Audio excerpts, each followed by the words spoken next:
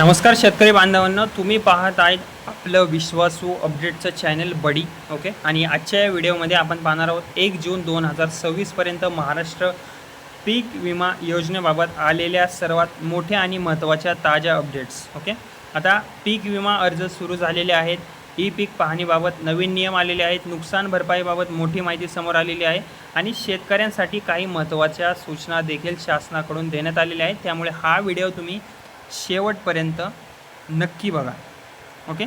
आता पहिली जी अपडेट आहे याबद्दल जर सांगायचं झालं तर खरीप 2026 पीक विमा अर्ज आता सुरू झालेले आहेत. महाराष्ट्रात खरीप हंगाम 2026साठी पीक विमा अर्ज प्रक्रिया आता अधिकृतपणे सुरू झालेली आहे. कृषी विभागाने शेतकऱ्यांना वेळेत अर्ज करण्याचे आवाहन केलेले आहे.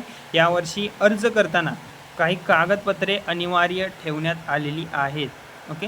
आता कोणती कागदपत्रे ही सुद्धा तुम्हाला मी सांगतो. आधार कार्ड, बँक पासबुक, 7/12 उतारा, ॲग्रिस्टॅक नोंदणी, ई पीक पाहणी माहिती. ओके. जर ही माहिती तुमची पूर्ण नसेल तर अर्ज रिजेक्ट होण्याची शक्यता जास्त आहे.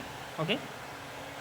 आता दुसरी अपडेट म्हणजे की ई पीक पाहणी बंधनकारक आहे. ओके. आता यावर्षी सर्वात मोठा बदल म्हणजे ई पीक पाहणीला अत्यंत महत्त्व देण्यात आलेले आहे.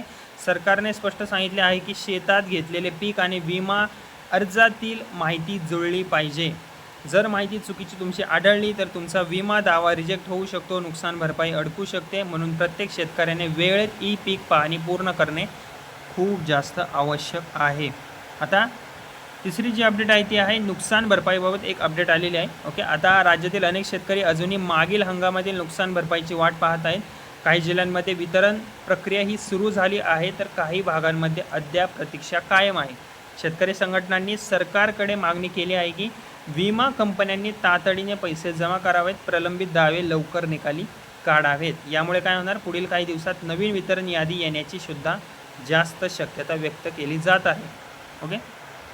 नंतरचे अपडेट म्हणजे की आता 72 तासांचा महत्त्वाचा नियम आहे. ओके. जर शेतकऱ्यांच्या पिकांचे नुकसान झाले असेल, कोणती कारणे, अतिवृष्टीमुळे, वादळामुळे, गारपीटमुळे, नैसर्गिक आपत्तीमुळे, अशा परिस्थितीत 72 तासांच्या आत तक्रार नोंदवणे अनिवार्य आहे. ओके. तक्रार तुम्ही कुठे करू शकता, online portal, mobile app, helpline number, CSC केंद्र. ओके. या ठिकाणी वेळेत तक्रार नोंदवली नाही तर तुमचा जो दावा आहे तो अमान्य होऊ शकतो. ओके.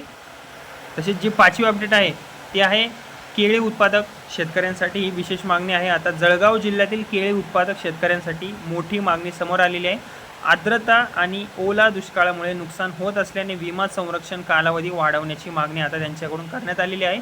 यावर शासन स्तरावर चर्चा सुरू असल्याची माहितीसुद्धा मिळत आहे. ओके. आणि 6वी अपडेट म्हणजे की आता ऑनलाईन अर्ज सुविधा. आता शेतकरी घर बसल्या देखील पीक विमा अर्ज करू शकतात. अर्ज करण्याचे पर्याय कोणते ते नीट बघून घ्या. PMFBY पोर्टल, CSC सेंटर आणि आपले सरकार सेवा केंद्र. ओके. आणि अर्ज भरल्यानंतर तुम्ही पावती डाउनलोड करून सुरक्षित ठेवणे अत्यंत आवश्यक आहे. ओके. आता शेतकऱ्यांसाठी काही महत्त्वाच्या सूचना आहेत. ओके. आता बँक खाते आधारशी तुम्ही लिंक ठेवा. ई पीक पाहणी वेळेत तुम्ही पूर्ण करा. चुकीची माहिती भरू नका. नुकसान झाल्यास 72 तासात तुम्ही तक्रार करा. आणि अर्जाची जी पावती आहे ती तुम्ही जपून तुमच्यापाशीच ठेवा. ओके.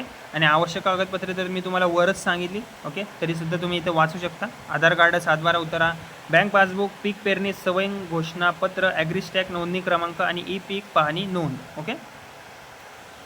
तर शेतकरी बंधूंनो, 1 जून 2026 पर्यंत पीक विमा योजनेत अर्ज प्रक्रिया, ई पीक पाहणी, नुकसान भरपाई आणि नवीन नियमांबाबत ह्या सगळ्या ज्या अपडेट्स मी तुम्हाला सांगितलेल्या आहेत त्या सगळ्या समोर आलेल्या आहेत. ओके. वेळेत सर्व प्रक्रिया पूर्ण केल्यास तुम्हाला भविष्यात विमा मिळण्याची जास्त अडचण येणार नाही. ओके. जर ही माहिती तुम्हाला उपयुक्त वाटली असेल तर व्हिडिओला लाईक करा, शेअर करा आणि माझं बडी नावाचं चॅनल आहे त्याला तुम्ही फ्रीमध्ये सबस्क्राईब करायला विसरू नका. धन्यवाद.